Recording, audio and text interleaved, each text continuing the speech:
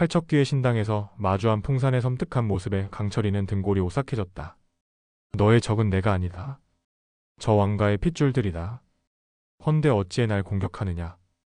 풍산에게 빙의된 팔척귀의 말에 강철이의 얼굴이 굳어졌다. 강철이는 물러섬 없이 팔척귀와 맞서려 했지만 이무기의 몸도 아닌 인간의 육신으로는 역부족이었다. 팔척귀는 신당에 묶인 여리를 손가락으로 가리키며 음흉한 미소를 지었다. 이 아이는 넙덕의 핏줄. 그 저주받은 가문의 마지막 피. 강철이는 이를 악물었다. 여리를 건드리면 살려두지 않겠다. 팔척귀는 소름 돋는 웃음을 터뜨렸다. 네가? 이무기 주제 인간의 몸을 빌려 무엇을 할 수 있단 말이냐? 바로 그때 신당의 문이 열리고 김봉인이 들어왔다. 그의 얼굴에는 여유로운 미소가 번졌다. 이제 모든 것이 완성되어 가는구나. 드디어 13년 전에 한을 풀 수 있게 되었다. 김봉인의 등장에 강철이는 모든 것을 깨달았다. 팔척귀와 김봉인, 그리고 왕실의 운명이 서로 얽혀 있었던 것이다. 궁궐에서는 이정이 왕실 족보를 뒤적이며 무언가를 찾고 있었다. 그의 손끝이 한 페이지에서 멈췄다. 이것이? 이정의 눈이 커졌다. 호평대군의 오대손 이화상. 그리고 이 지워진 이름은? 이정은 갑자기 머리가 지끈거리며 아픔을 느꼈다. 13년 전 선왕의 죽음, 그리고 지금 원자의 병. 모든 것이 연결되어 있었다. 한편 김근우는 최원호 대감의 저택을 은밀히 찾아갔다. 대감 왕이 위험합니다. 풍산과 김봉인이 공모하여 수상한 움직임을 보이고 있습니다. 최원호는 깊은 한숨을 내쉬었다. 나도 알고 있네. 그러나 이 일은 단순한 음모가 아니라 13년 전부터 시작된 복수의 연장선이라네. 무슨 말씀이십니까? 최원우는 방 한켠에 놓인 오래된 상자를 열었다. 그 안에는 낡은 옷 한 벌이 있었다. 이것은 선왕께서 돌아가시기 전 입고 계셨던 옷이라네. 자세히 보게. 김근우가 옷을 펼쳐보니 옷깃에 작은 부적이 숨겨져 있었다. 부적에는 팔척귀 소환이라는 글씨가 희미하게 적혀 있었다. 이것은? 그렇네. 선왕의 죽음은 우연이 아니었네. 그리고 지금 같은 일이 벌어지고 있다네. 신당에서 강철이는 필사적으로 여리를 구하려 했지만 팔척귀에 힘 앞에 번번이 밀려났다. 여리는 의식을 잃은 채 신당의 제단 위에 놓여 있었다. 네가 아무리 발버둥 쳐도 소용없다. 김봉인이 비웃었다. 오늘 밤 보름달이 떠오르면 모든 것이 끝날 것이다. 바로 그 순간 비비가 신당으로 뛰어들었다. 강철아? 비비의 등장에 팔척귀가 잠시 당황했고 강철이는 그 틈을 놓치지 않고 여리에게 달려갔다.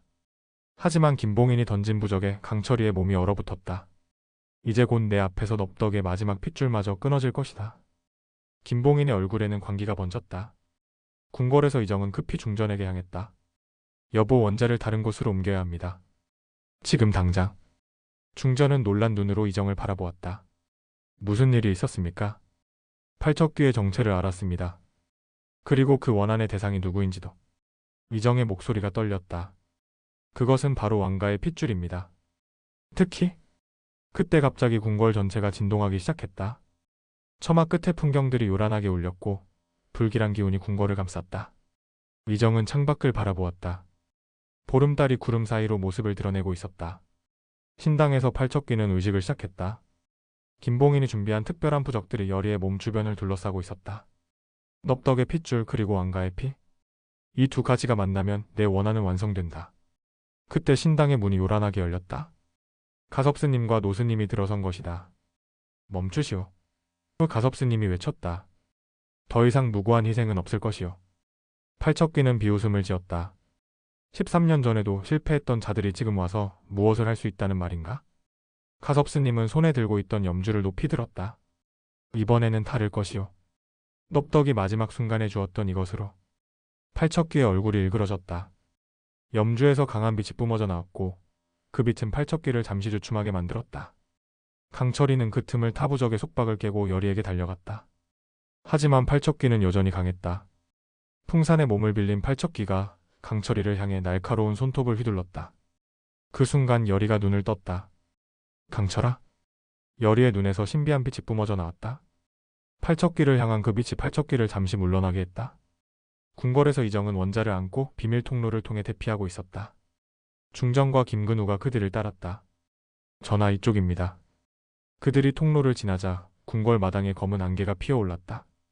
그 안개 속에서 이화성의 모습이 보였다. 이화성. 이정이 중얼거렸다. 아니 내가 왜? 이화성은 기이한 미소를 지으며 다가왔다. 전하, 저를 기억하십니까? 아니 그보다 제 아버지를 기억하십니까? 이정은 원재를 더 꽉 끌어안았다. 내 아버지라니. 13년 전 선왕께서 처형하신 그 사람 말입니다. 이정의 표정이 굳어졌다. 모든 것이 이해되기 시작했다. 신당에서 여리는 경비석의 힘을 빌려 팔척기에 맞서고 있었다.